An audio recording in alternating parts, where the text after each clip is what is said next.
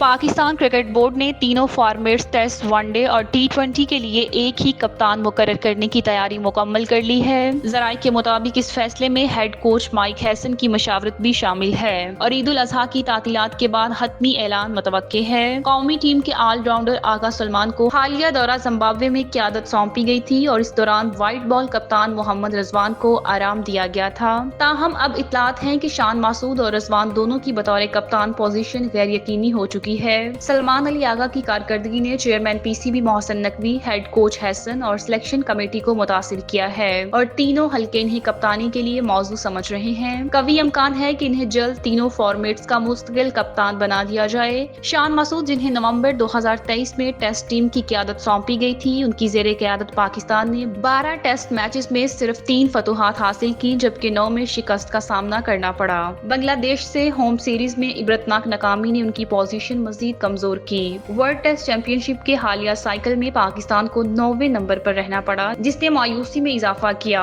ادھر white ball formats میں محمد رضوان کی قیادت میں پاکستان نے نہ صرف چیمپئن ٹرافی جیسے بڑے ایونٹ میں مایوس کن کارکردگی دکھائی بلکہ نیوزی لینڈ کے دورے پر بھی بدترین شکست کا سامنا کیا، جس پر سابق کرکٹرز کی تنقید بھی سامنے آئی۔ ایسے میں سلمان آغا کو تینوں فارمیٹس میں کپتانی سونپنے کا فیصلہ پاکستان کرکٹ کے مستقبل کو از سر نو ترتیب دینے کی کوشش قرار دیا جا رہا ہے۔